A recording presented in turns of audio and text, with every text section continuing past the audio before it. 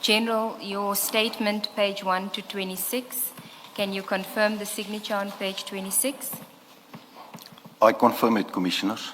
And you confirm that this is the statement that you prepared for purposes of your evidence before the Commission? Indeed, Commissioners.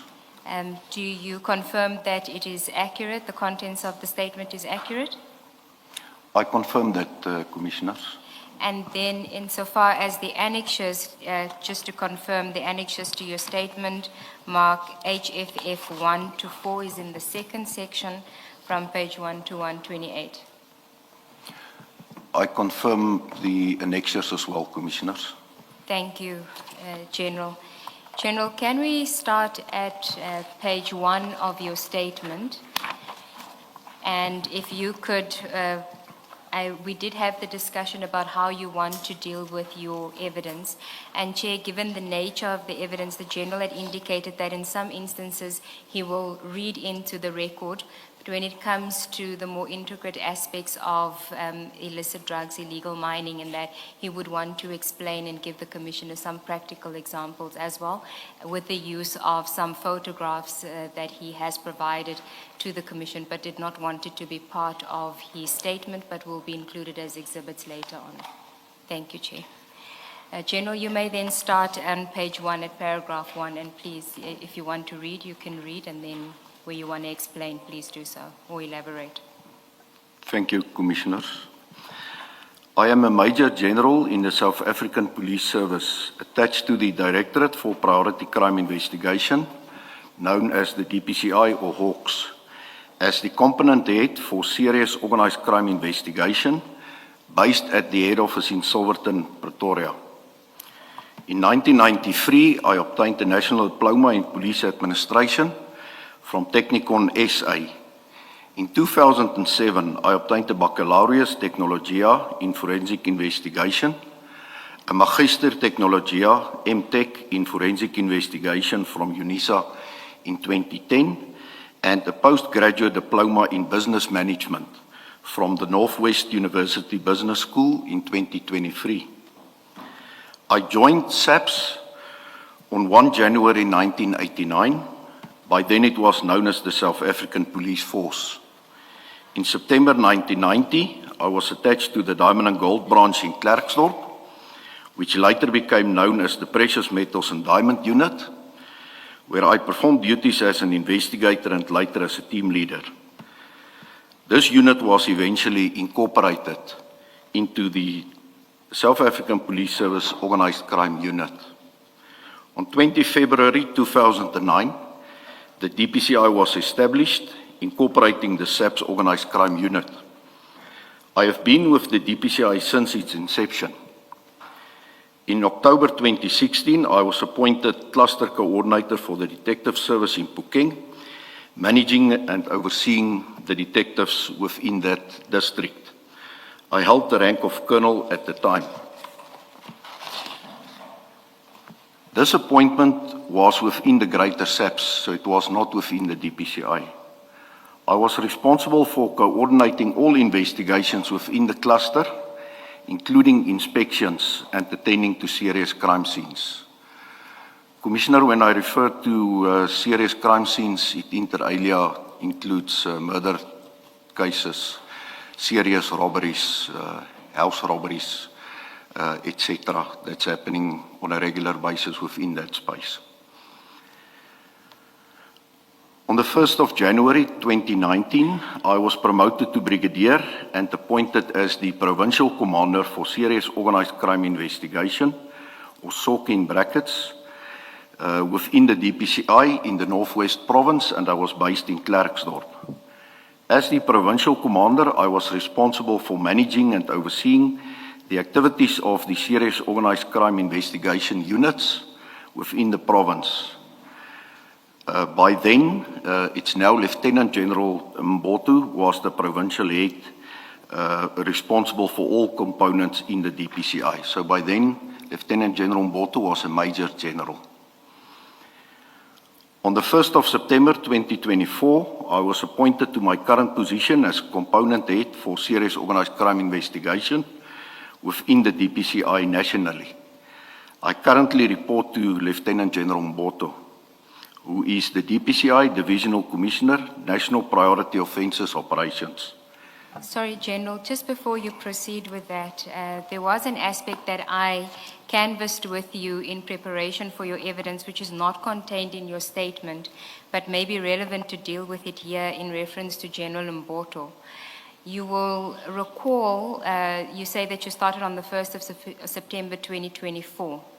General Mboto gave evidence before the Commission about a takedown operation that had been undertaken on the 6th of December 2024 at Mr. Katiso Molefe's residence. And he said that you were one of the component heads that he had inquired from as to whether your unit was conducting any operations in the Sandton area. I just want you to address that and confirm and give us your version of what you can recall if you did in fact have that discussion with General Mboto.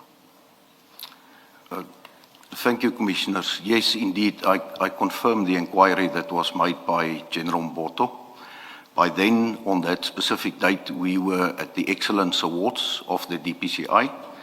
I was approached by the General and he made inquiries with me, and I denied that any of my personnel are involved in any operation at Mr. Molefe's residence. And do you recall what General Mboto had specifically asked you? Did he tell you why he was asking you if your troops were involved in an operation in Sandton? No, I didn't receive any detail, Commissioners. Okay, so you weren't aware that it had related to an allegation that there were perhaps people that were imitating Hawks members at the residence, that was the allegation. He didn't tell you about that. I cannot recall that per se, Commissioners, but what I know for a fact is by that time there was a number of incidents where members of the public would impersonate them to be members of the DPCI and then take part in raids at premises, etc., and indicate that they are DPCI members. That I can confirm. Okay. And then for my curiosity, it seems that you were reporting to General Mboto in the Northwest, and then when you move in September 2024 to head office, he either moves subsequent to that or just before that, if memory serves me right. Did he have any part in your moving to head office? No, Commissioner.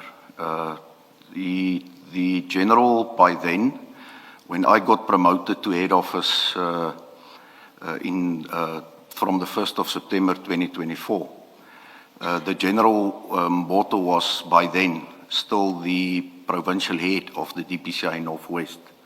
And so I arrived in head office before him. Okay, thank you for clarifying that, General. You may then continue at paragraph 6. In addition, you now dealing with the other components within the DPCI, operational components. Thank you, Commissioners. In addition to the SOCI component headed by myself, the DPCI has the following operational components. It is the serious commercial crime component, then we have the serious corruption investigations, and then 2 operational support components. They do not carry dockets or execute arrests. They provide operational support to the operational components, the 3 major components. And they are the forensic accounting investigations, as well as the priority crime specialized investigations. And I've also mentioned in the statement who is the current acting component heads or appointed component heads within that space. Both have the name or as part of the name investigations. That seems to suggest that they would carry dockets. Why do they have investigations in the name? Well, although they are intimately involved with investigations, Commissioners, they do not carry the dockets. The dockets are being carried by either detectives within the serious organized crime space, serious corruption space, or serious commercial crime space. So they are rendering a support with, for instance, expert evidence that normal organized crime detectives are not capable of performing. So they assist us within that space. Thank you, General. 6.4? And then 6.4, Commissioners, it deals with, we also have the Tactical Operations Management section, known as TOMS, which is not technically a component. They report directly to the Divisional Commissioner, and they are headed by Brigadier Mokoena. Thank you, General. Just a question for clarification. It seems to me that you have serious commercial crime, you have serious corruption investigations, you have serious organized crime. Is there ever an overlap in respect of one particular matter where all three are involved in a crime, for example? And how do you navigate that? Indeed, Commissioners, the nature of the investigations that we are conducting tends towards overlapping, because organized crime can, for instance, never take place without corruption. So there's always that corruption element, and then in terms of then subsequent money laundering activities, obviously it goes hand in hand with fraud, and that then includes the commercial space. So it is, there's always that overlap. And we address that by means of a multidisciplinary, multidimensional approach where we rope in all the necessary resources to be effective with an investigation.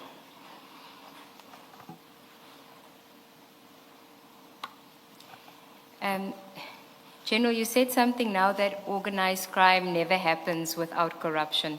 Is that your opinion or in your experience? That organized crime, there's always an element of corruption involved. And what do you specifically mean by corruption?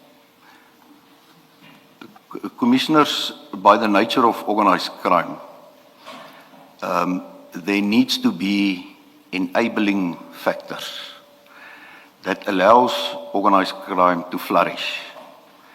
In order for that to happen, it's my experience that there is always an element of corruption involved in the perpetuating of these crimes. And by that you mean corruption within what, government spheres? What kind of corruption I refer? Both private and public space, Commissioners. Okay.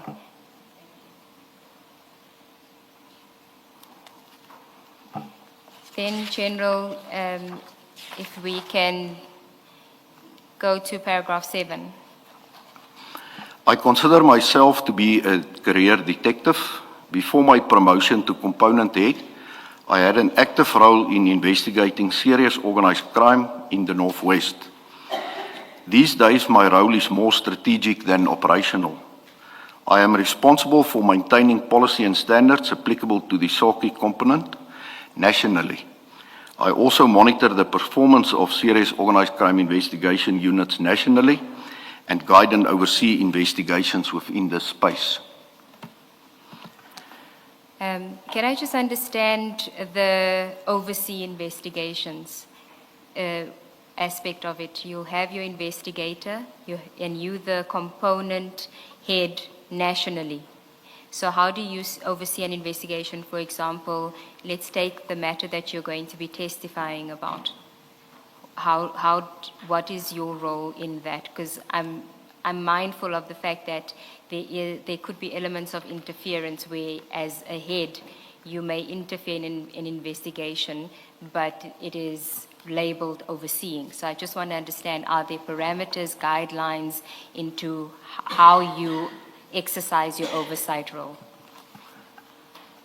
Commissioners, let me first indicate that within my space at head office, I have investigating capacity within all 4 the sections at head office.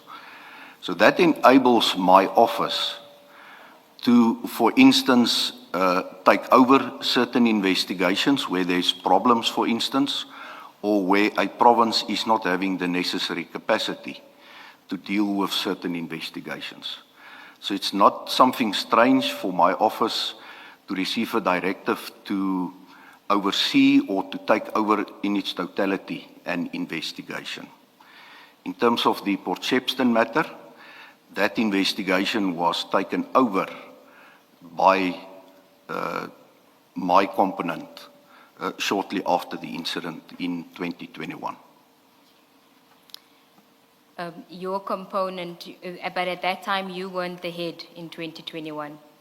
That's correct, Commissioner. By then, Major General Kana was heading the serious organized crime investigation component. You would have heard Advocate Celo saying that there had been some significant developments in the investigation over the past 12 or so months in this matter. So you're saying that this investigation started in 2021 after the theft, November 2021? I confirm that, Commissioners.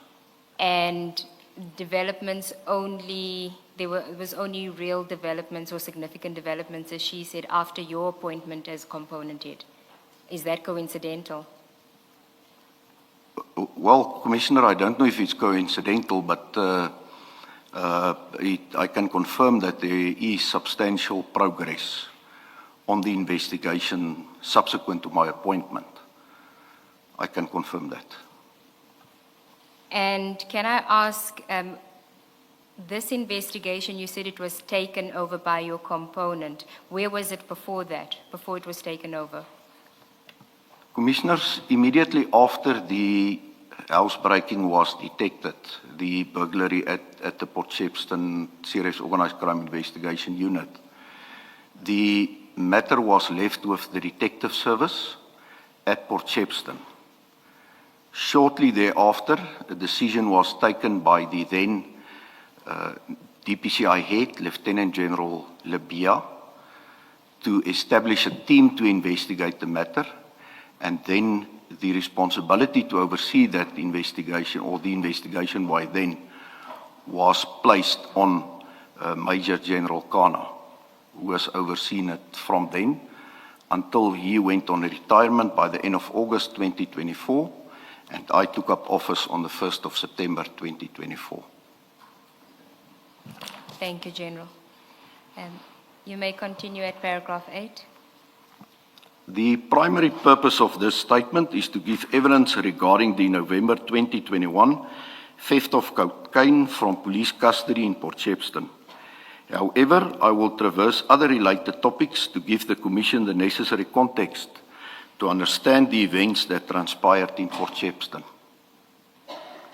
Okay, we then move on to a new topic, serious organized crime investigations. You may continue from paragraph 9. Thank you, Commissioners. As stated earlier, I was the Provincial Commander for Soki in Klerksdorp Northwest, and thereafter promoted to Component Head for Soki nationally. In order to understand what Soki entails, it's important to understand what is considered a serious organized crime. Serious organized crime is coordinated, structured, and ongoing criminal conduct carried out by criminal groupings involving serious offences which, by reason of their scale, sophistication, or societal impact, fall within the category of national priority offences contemplated in Section 17D of the South African Police Service Act, Act 68 of 1995. Serious organized crime is a subset of national priority crime referred to in Section 17D of the SAPS Act. You may continue. According to the DPCI's mandate, the Soki component includes, and this is just examples, it's not an all-inclusive list, Commissioner, national priority violent crimes, such as cash in transit robberies and trafficking in firearms or explosives, both transnationally and nationally, by organized crime networks. Then the second section is the South African Narcotics Enforcement Bureau, commonly known as SANEP, which deals with all national and transnational drug trafficking offences, detection and dismantling of all clandestine drug laboratories, and other drug-related crimes. Then the section there is the Economic Protected Resources section, which investigates offences relating to transnational importing of non-ferrous metals and tampering with essential infrastructure in organised, complex and sophisticated cases, transnational importing and exporting of precious metals, diamonds and chrome, illegal mining committed in an organised fashion, wildlife trafficking, and then human trafficking linked to organised criminal groups or committed in an organised fashion by land, sea or air. General, human trafficking falls under economic protected resources. Why is that? Commissioner, I don't want it to be misleading because it's as if it adds value economically, but it's all about the exploitation of the victims of trafficking in persons, whether it is for slave labor or for purposes of prostitution or other reasons. The reason why it's under economic protected resource is because of the exploitation of the victims. Thank you, Commissioners. Thank you, General. May I continue? And then the fourth section within the component is the crimes against the state component, which investigate crimes like, for instance, high treason, terrorism, terror financing, etc. Okay. Then at paragraph 12, you deal with the prevalence of these various crimes in the different provinces. The order of prevalence of these crimes will differ from province to province. In the Northwest, illegal mining, illicit drugs, and firearm trafficking are the most prevalent. In Gauteng, illicit drugs, precious metals and diamonds, firearms and ammunition, and cash-in-transit heists are the most prevalent. In KwaZulu-Natal, illicit drugs, CIT, and non-ferrous metals crimes are the most prevalent. And in the Western Cape, with specific reference to Cape Town, illicit drugs, marine life crimes, firearms and ammunition, and gangsterism-related offences are the most prevalent. In an attempt to give the Commission context to how sophisticated organised crime can be, and given that I spent the majority of my career in the Northwest, the best way is to deal briefly with illegal mining in the Northwest Province. The police officials in the Northwest are faced with large-scale criminality by heavily armed criminal groupings conducting illegal mining activities at redundant mining sites or inadequately secured mine shafts. The illegal mining activities are conducted under the control or direction of organised groups or networks who regulate access to mining sites, coordinate the extraction of material, and control its onward movement. Sorry, General, before you continue to the next paragraph, can you just give us examples of what you refer to as heavily armed?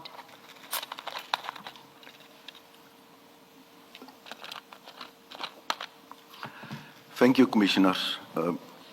It happened that this illegal mining groupings that get illegal access to mine shafts, both underground and to protect it on surface, are armed with automatic rifles, with pistols, revolvers, and in some instances we even found hand grenades.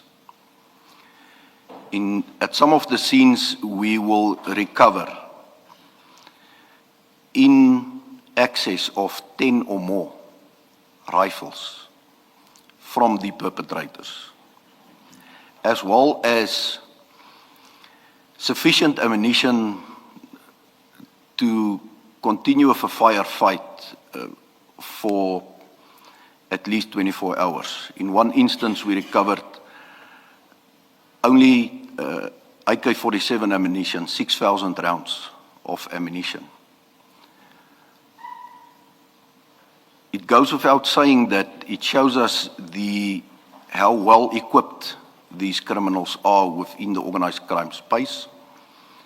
They have logistics, supply chain streams that provide them with food as well as gold refining paraphernalia that they use both underground and on surface. And then there is always visible and available market to facilitate the onward trafficking with subsequent money laundering that's taking place on a continuous and ongoing basis. Thank you, General. Paragraph 15? 13. 15.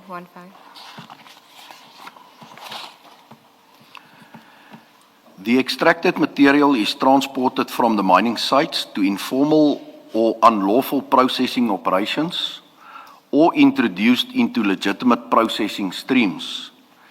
By this, I mean the material is sold to a legitimate refining or processing company with a refining license. I would like to make it clear, Commissioners, that this is not everybody within that industry or all the companies. There are unscrupulous license holders, but there are also honest companies within that space. The material is sold through intermediaries and may ultimately be refined or exported. The proceeds generated from such activities are often handled in cash or through informal channels, which obscures the origin of the material and the financial flows associated with it. Gold is a high-value commodity that can be transported and concealed with relative ease. Once refined, it is generally indistinguishable from lawfully mined gold, which facilitates its integration into legitimate markets. This makes it difficult to trace the origin of the material. The continued demand for gold and other minerals, both locally and internationally, contributes to the persistence of illegal mining activities. Refineries and processors could acquire the illegal material through intermediaries or suppliers who present such material as lawfully sourced. The illegally mined material may enter legitimate refining processes without its unlawful origin being apparent. This could occur if other role players in the supply chain misrepresent the origin of the material or the unlawfully mined material is mixed with lawful material prior to refining. The refining process itself renders the material indistinguishable from lawfully sourced product, thereby facilitating its integration into the formal market. The proceeds from the sale of the material may then appear to be legitimate income. General, so here you dealt with an instance where the refinery, the legitimate refinery and processing company is not aware that the material that they are receiving are illegally mined. Are there instances where legitimate refineries and processing companies are aware that they are buying illegally mined material? Indeed, Commissioners, there is a number of such cases already being dealt with in our courts or that's currently before courts in South Africa. Thank you, General. And then insofar as the refining licensing process itself is concerned, is there any involvement there in the organized crime aspect of it, in getting the license issued? So licenses that ought not to be issued are issued to companies? I do not have any evidence to that effect, Commissioners. Thank you. Then you say, I now turn to illicit drugs at paragraph 18. Thank you, Commissioners. Illicit drugs for purposes of my evidence are substances that are prohibited by law. Illicit drugs may also be drugs that are lawfully possessed or used under specific conditions, but which are then possessed, used, or distributed unlawfully. My statement deals only with the former. There are essentially two categories of illicit drugs or narcotics: naturally derived drugs and synthetic drugs. Naturally derived drugs are, for instance, dagga, cocaine, and heroin. And I would also like to include here methamphetamine that's originating from Afghanistan. Cocaine is derived from leaves of the coca plant, which is cultivated mainly in South American countries such as Colombia. The leaves are harvested and then processed to extract the substance known as coca paste. This paste is further refined through chemical processes to produce cocaine hydrochloride, which is the form commonly trafficked and sold as cocaine. Heroin is derived from the opium poppy plant, which is cultivated primarily in Afghanistan. The opium is extracted from the poppy plant and then processed to produce morphine, which is further refined into heroin through additional chemical processes.